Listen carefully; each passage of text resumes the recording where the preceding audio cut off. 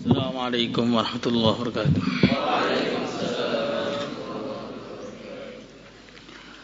Al-Fatihah.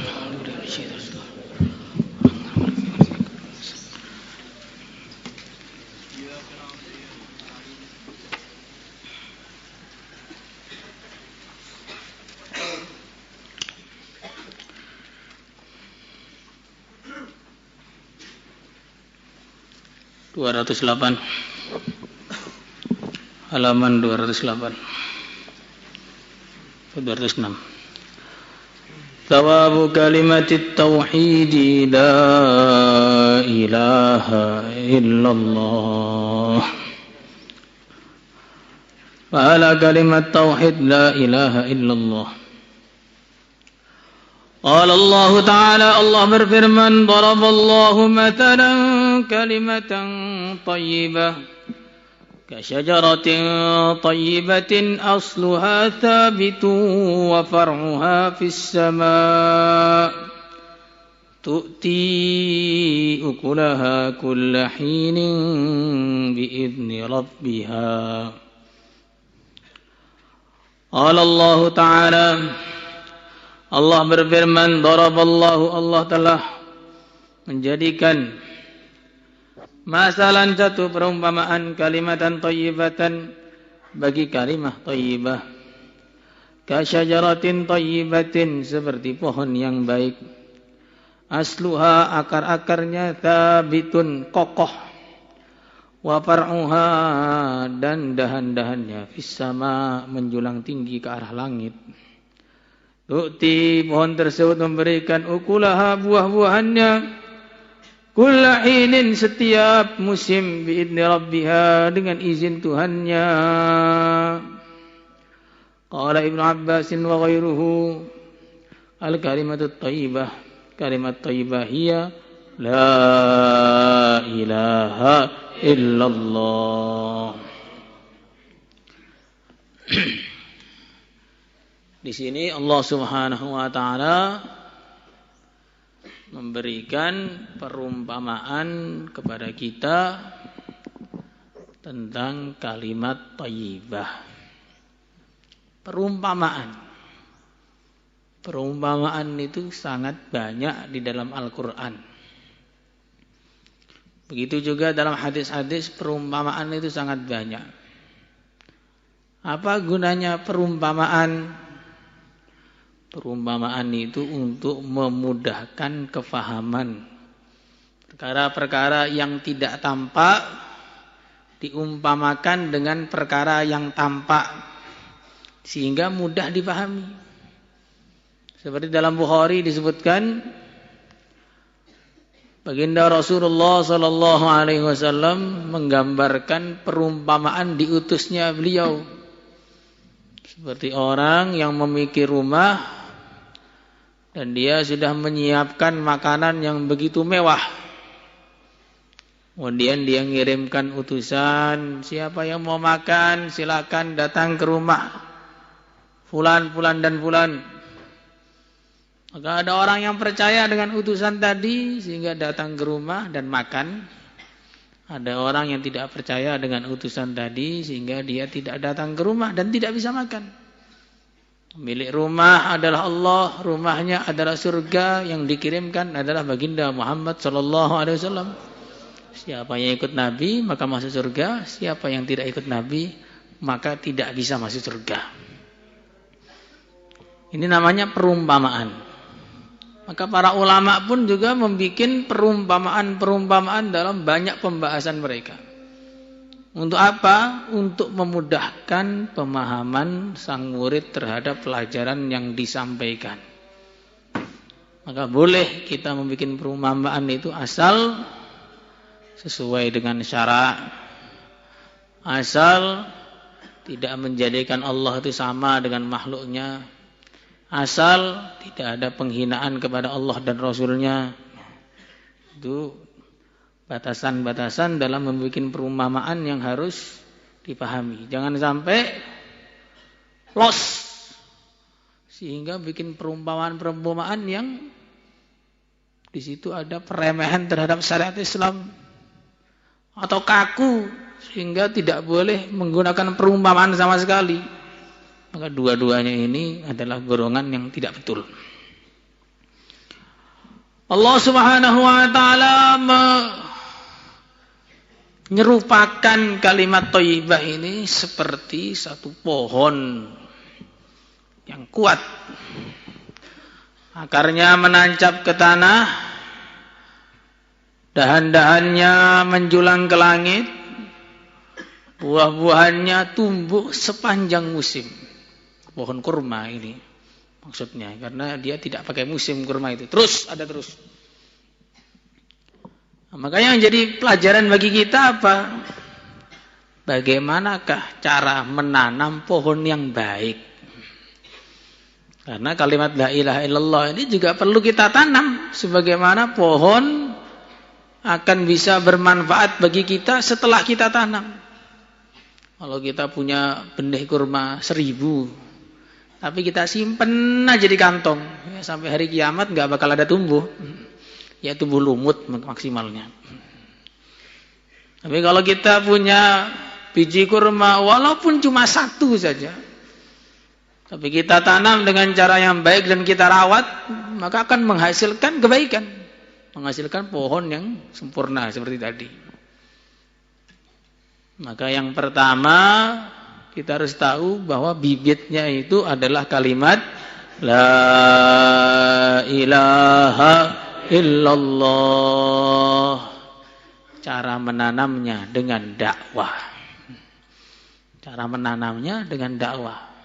Karena inilah yang dipraktekkan oleh seluruh nabi, seluruh rasul.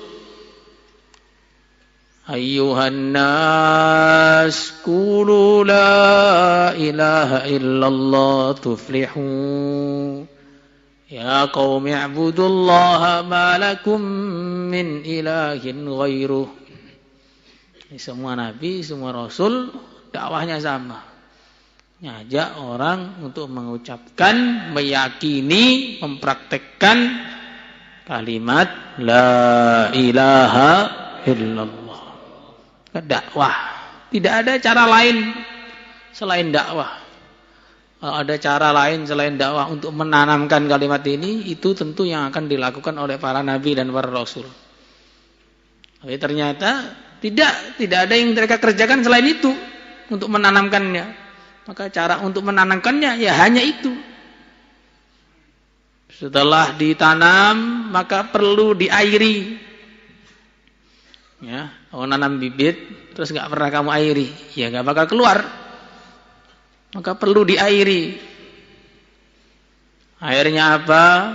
Airnya adalah ilmu masail. Ya, Jarang dulu menyebutkan gitu, ilmu masail. Tahu mana yang halal, mana yang haram, mana yang sunnah, mana yang makruh, mana yang wajib. Adabnya bagaimana? Ilmu masail ini harus tahu. Karena orang tidak akan bisa digambarkan takwa kepada Allah tanpa ada ilmu dalam hatinya. Maka airnya itu ilmu masail. Ngaji yang serius sampai tahassus. Insyaallah semuanya. Ini airnya. Karena tidak bisa digambarkan, orang itu bisa taat kepada Allah sedangkan dia tidak tahu apa yang diperintahkan oleh Allah kepada dia, apa dia nggak tahu, bagaimana dia bisa taat kepada Allah. Kemudian dipupuk. Nah, kalau pengen cepat besar dipupuk, kalau cuma diairi saja nggak cepat besar. Dipupuk dengan apa? Dipupuk dengan ilmu fadhail, penyemangat amal. Orang itu kalau nggak pernah baca fadilah amal, maksudnya fadilah tentang amal, ya seperti Al-Majjar Ar-Rabih ini contohnya, maka dia nggak akan semangat amal. Semua amal jadi beban. Amal apa saja jadi beban. Salat jadi beban, ngaji jadi beban, zikir jadi beban, sedekah jadi beban, berjuang jadi beban, puasa jadi beban. Nah, kalau semua amal itu dianggap jadi beban, ya bagaimana dia bisa selamat? Karena orang itu bukan hanya dituntut untuk amal, tapi dituntut untuk menikmati amal. Bukan hanya dituntut untuk amal saja, tapi dituntut untuk menikmati amal. Karena tidak bisa digambarkan orang itu istiqomah amal kalau dia ini tidak menganggap amal itu satu kenikmatan. Seperti orang itu kalau amal dianggap beban itu seperti orang bawa karung. Orang bawa karung itu gimana? Pengen cepet-cepet karungnya diletakkan. Orang bawa kayu, ya. Orang bawa karung, bawa beban, itu nggak pengen beban itu ada di atas punggungnya terus. Ya, pengen segera sampai tempat, letakkan bebannya. Nah, kalau orang itu amalnya jadi beban, akhirnya ngaji itu pengennya cepat-cepat Ramadan biar cepat pulang.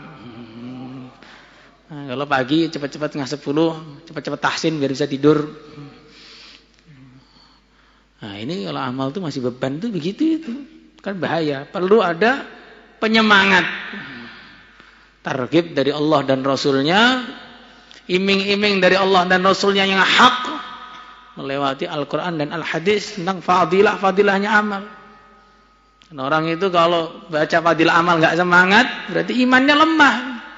Diiming-imingi sama iklan di pinggir jalan dia percaya, diiming-imingi oleh Allah dan Rasulnya dia nggak percaya. Ada tulisan di pinggir jalan, selera laki-laki. Terus apa itu? Dilarang membunuh apa? Apalah itu kan ada biasanya pinggir jalan ada. Nah, akhirnya semua laki-laki pada ngambil untuk dikeluarkan asapnya. Di pinggir jalan ada tulisan ini HP terbaik saat ini. Maka pada beli semua. Ada tulisan diskon 50%, pada rebutan semua. Iming-iming dari manusia yang tidak bisa dipercaya, dia percaya. Iming-iming dari Rabbul Alamin, dia tidak percaya. Nah, makanya bermasalah. Orang itu kalau baca fadilah amal, baca kitab tentang fadail amal nggak semangat, ini berarti kepercayaannya kepada Allah dan Rasulnya lebih rendah daripada kepercayaannya kepada sesama manusia. Silakan masuk perusahaan ini, gaji sebulan 10 juta, semangat. Silakan sholat qobliyah subuh, gajinya lebih mahal daripada dunia dan segala isinya, gak semangat. Bah, kok sholat qobliyah subuh, subuhnya aja kadang enggak. Sebagian orang subuhnya itu kadang-kadang nunggu matahari terbit. Sebagian lagi nunggu matahari tenggelam. Baru subuh. Disirami dengan, dipupuk dengan ilmu fadhail. Nah, kemudian harus ada udara. Namanya pohon kalau ditempatkan di ruang tertutup, maka dia nggak akan bisa hidup. Maka harus ada udara yang baik. Udaranya namanya zikrullah. Harus zikir. Nah, kalau nggak zikir, bagaimana bisa selamat? Setan semua isinya. Zikir dengan cara yang benar, dengan adab yang benar. Ada seorang ulama, dia ini kehilangan keramatnya, semua hilang keramatnya. Maka akhirnya dia tanya sama ulama-ulama yang lebih senior, apa sebab saya ini kehilangan keramat saya? Maka ulama-ulama senior pada istikharah. Setelah istikharah, kesimpulannya, kamu kehilangan keramat kamu karena kamu mengucapkan Allah. Dia bingung, loh, saya mengucapkan Allah kok kehilangan keramat bagaimana? Setelah diteliti, ternyata dia pernah mengucapkan Allah dalam keadaan tidak beradab sehingga keramatnya hilang semua. Jadi ngomong Allah nggak beradab itu bisa hilang, apalagi nggak pernah ngomong Allah umur hidup. Jadi zikrullah, dengan zikir kepada Allah. Maka kalau udaranya bagus, sudah ditanam, dipupuk, diairi dengan air yang baik, maka nanti akarnya akan menguat. Akarnya akan ke dalam, jadi nggak gampang goyah. Kalau akar sudah ke dalam, kemana-mana, menjalar kemana-mana, nggak gampang goyah. Kena angin nggak jatuh, tabrak juga nggak jatuh. Nah, itulah namanya akar rukun iman yang 6. Kalau amalnya kuat, maka imannya kuat. Kalau akarnya sudah menguat, maka batangnya naik ke atas. Jadi batang yang kokoh dan punya ranting-ranting. Itulah amalan-amalan Islam, sholat, puasa, zakat, infak, muamalat, muasyarat. Ya. Istilah iman yang kuat mewujudkan amal yang kuat. Amal yang kuat mewujudkan iman yang kuat. Ini saling mengisi, tadahul istilahnya. Kalau imanmu kuat, maka kamu akan menjadi kuat amal. Kalau amalnya kuat, meningkatkan iman. Imannya kuat, meningkatkan amal. Amalnya kuat, meningkatkan iman. Jadi terus, naik terus. Tapi sebaliknya, iman lemah, amal lemah. Amal lemah, maksiat. Maksiat mengurangi iman, iman mengurangi amal. Amal menjadi maksiat, terus sampai habis tidak tersisa. Tidak ada keimanan, tidak ada amal, tidak ada ketaatan. Nah, ketika imannya kuat, akhirnya naik menjadi ranting-ranting namanya cabangan amalan-amalan Islam. Setelah amalan Islam, setelah cabangnya kuat, maka muncul buah. Buahnya apa? Buahnya akhlak yang baik. Ya, buahnya akhlak yang baik. Jadi kalau orang itu imannya baik, amalnya baik, pasti akhlaknya kepada Allah, akhlaknya kepada hamba Allah jadi baik. Ya, akhlak itu bukan hanya hubungan manusia dengan manusia. Akhlak itu hubungan manusia dengan pencipta manusia juga. Maka riya itu akhlak buruk. Sombong itu akhlak buruk. Dalam hati padahal itu. Makanya akhlak itu bukan hanya hubungan manusia dengan manusia. Hubungan manusia dengan pencipta manusia juga. Berakhlak yang baik kepada Allah, maksudnya taat total kepada Allah. Dan buahnya akan manis dengan keikhlasan. Ya, kadang-kadang ada buah yang tidak manis. Nah, pohon kamu lihat, nanti kamu petik kelihatannya kuning, terang gitu mangganya itu. Nah, ternyata begitu dirasakan tuh nggak ada rasanya. Itulah orang-orang yang amalnya tidak ikhlas. Walaupun dia berbuat kebaikan yang luar biasa, sedekah, infak, belajar, berjuang, dakwah, semua dikerjakan. Tapi kalau nggak ada ikhlas, maka nggak ada rasa. Maka kalau amal itu belum ada rasa, berarti amal itu belum ikhlas. Kalau sholat belum ada rasanya, puasa belum ada rasanya, ngaji belum ada rasanya, belum ikhlas. Seperti, atau ada keikhlasan dikit, nggak merubah apa-apa. Seperti kopi, 1 cangkir dikasih gula 1 butir. Ada rasanya tidak? Tidak ada. Gulanya ada, rasanya tidak ada. Kemanakah perginya sang rasa? Gulanya ada, rasanya tidak ada. Kenapa? Karena terlalu sedikit. Maka ikhlas itu kalau terlalu sedikit, tidak akan memberikan rasa apa-apa. Hambar semuanya. Kata-katanya tidak menjadikan orang beramal, amalannya tidak menjadikan orang beramal. Kalau amalannya saja tidak menjadikan orang beramal, apalagi maksiatnya. Ketika sudah ada buahnya utuh, masih perlu dijaga lagi. Perlu dipagar, biar gak dimakan kambing, biar gak dimakan sapi, biar gak dicuri orang. Apa pagarnya? Pagarnya menjauhi perkara yang haram. Karena walaupun sudah semua, kalau tiap hari haram terus, ya seperti galon yang bocor itu. Diisi terus, ya tumpah terus. Makin banyak maksiatnya, makin kencang bocornya. Nah, kadang-kadang kalau sudah mulai bocor bawahnya, itu pengisian atas sudah mulai berhenti. Sehingga tinggal bersihnya aja, berangkat karat bersih dari kebaikan, bukan bersih dari keburukan. Hanya perlu dijaga dengan menjauhi perkara haram. Semuanya, maka menjauhi, bukan tidak mengerjakan. Di Quran itu tidak ada wala taznu, wala taqrabuz zina.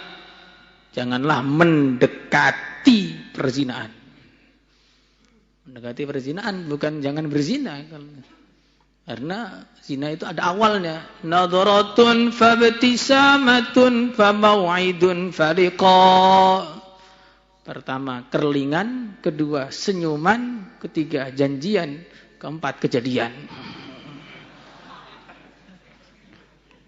Maka menjauhi perkara haram. Itulah benteng terkuat.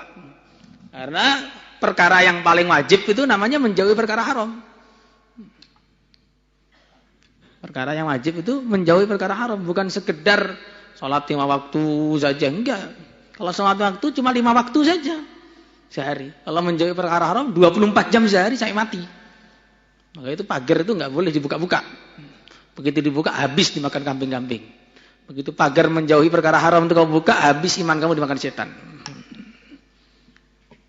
Nah, kalau sudah dijaga, sudah ada buahnya, ranum, manis, akhirnya semua orang berdatangan untuk mengambilnya. Nah, namanya buah itu ada bijinya, maka bijinya akan ditanam lagi. Dari satu buah menjadi berjuta-juta pohon. Itulah orang itu kalau sudah imannya lurus, amalnya lurus, Allah akan jadikan dia jadi asbab hidayah. Sehingga amalannya, kata-katanya, sedekahnya, sholatnya, puasanya, bahkan tidurnya pun menjadikan orang dapat hidayah. Seperti Sayyidina Umar radhiyallahu ta'ala anhu didatangi oleh utusan Persia atau utusan Romawi. Mana Umar yang menggegerkan dunia itu mana? Oh, di sana. Istananya mana istananya? Oh, Umar enggak punya istana, Umar. Adanya di masjid. Biasanya tidur di masjid. Dia datang ke Masjid Nabawi yang sangat sederhana sekali. Dia tanya, mana Umar? Di masjid. Enggak ada di masjid. Oh, kalau enggak ada di masjid, di depan masjid. Dia tidur di bawah pohon di depan masjid. Seorang raja yang menaklukkan 2/3 dunia tidur di bawah pohon. Tanpa bantal. Bantalnya itu cemeti. Nah, cemeti jadikan bantalnya. Maka begitu sampai situ utusan Raja Persia atau Romawi tadi mengatakan, wahai Umar, gara-gara kamu adil, kamu ini tenang. Tidur di bawah pohon seorang diri pun ya tenang saja. Raja saya itu zalim, maka kemana-mana harus dijaga orang terus. Karena takut dibunuh orang. Tidurnya bisa mendatangkan hidayah. Tapi bukan tidur waktu ngaji loh. Musibah kalau itu. Karena tidur waktu ngaji ini dinikmati masalahnya. Ini murni setan. Pokoknya orang itu kalau ngaji tidur murni setan. Iya, kita ini mau tidur, ada teman berisik sedikit saja terganggu. Jangan berisik, enggak bisa tidur. Lah ini salon sebanyak ini kok enggak mengganggu telinga kamu, kan berarti ada setannya di situ. Lagi bersemayam beranak di situ.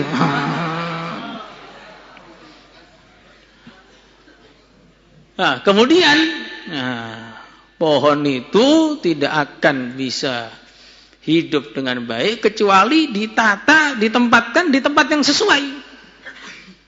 Ditempatkan di sawah sana, ditempatkan di kebun. Kalau pohon ditaruh dalam kamar, mati. Saya ini orang kaya, orang dermawan.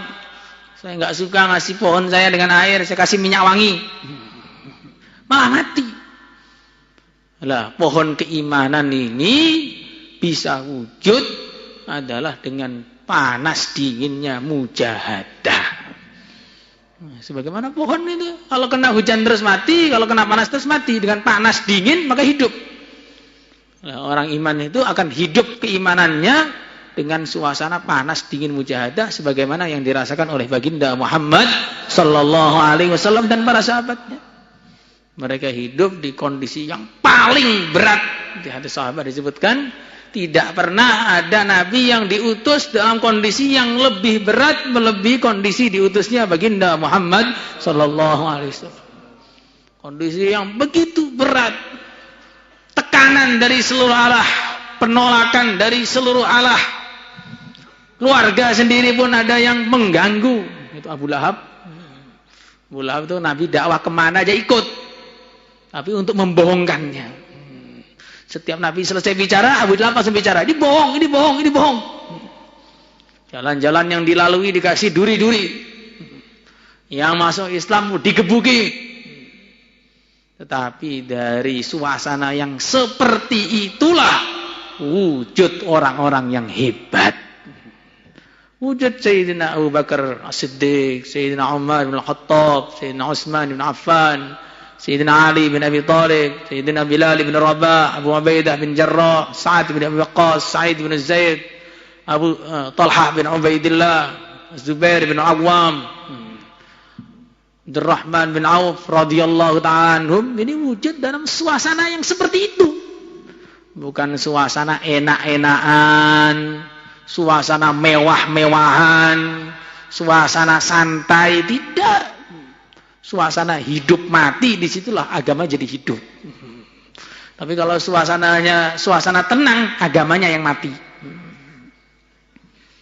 Maka Islam ini tidak akan bisa wujud di dalam diri umat kecuali dengan apa yang sudah dikerjakan oleh para nabi terdahulu, yaitu dengan suasana mujahadah. Kadang-kadang orang nggak siap mujahadah, saya nggak siap Pak di pondok, makanannya nggak enak, padahal di rumah juga nggak enak juga kadang-kadang. Tidur di bawah kayak pengungsian saja, tidurnya di bawah saja masih bangunnya lambat. Gimana kalau tidurnya di kasur? Masjidnya kosong nanti jadinya. Nah, ini saya harus ruangan ber-AC, harus kasur yang empuk, harus begini, harus begini. Yang semua itu tidak pernah diberikan oleh Allah kepada para nabi. Seandainya suasana enak itu adalah yang terbaik untuk meningkatkan keimanan, tentu suasana itu diberikan oleh Allah kepada baginda Muhammad SAW. Ternyata Nabi tidak diberi suasana itu, justru suasana mujahadah. Bahkan sudah sampai di Madinah pun masih mujahadah terus. Ketika para sahabat menahan laparnya dengan satu batu, Nabi menahan laparnya dengan 2 batu. Beliau sampai dikatakan tidak pernah kenyang 3 hari berturut-turut, bahkan 2 hari berturut-turut, bahkan 1 hari makan 2 kali tidak pernah. Nanti kalau pagi makan besar, mesti satunya kurma. Bahkan pernah 2 bulan berturut-turut hanya aswadain saja. Dari suasana yang begitulah muncul orang-orang hebat. Maka dengan mujahadah, dengan perjuangan, nahnu qaumun a'azzanallahu bil Islam. وَمَهْمَا طَلَبْنَا الْعِزَّةَ مِنْ غَيْرِهِ أَذَلَّنَا اللَّهُ. Kita ini sudah dimuliakan oleh Allah dengan Islam. Begitu nyari kemuliaan selain dari Islam, pasti dihinakan oleh Allah. Masalahnya umat Islam bukan masalah ekonomi. Masalahnya umat Islam bukan masalah politik. Masalahnya umat Islam bukan masalah persenjataan. Masalahnya umat Islam masalah pengetahuan. Masalahnya umat Islam ini sudah kenal kepada Allah tapi tidak taat kepada Allah. Itu masalahnya umat Islam. Kenapa sudah kenal kepada Allah kok tidak taat kepada Allah? Karena mereka tinggal di suasana yang tidak mujahadah. Maka kita harus mujahadah yang lebih, seriusnya yang lebih. Disitulah akan wujud keimanan yang lebih. Insyaallah semuanya. Salatullah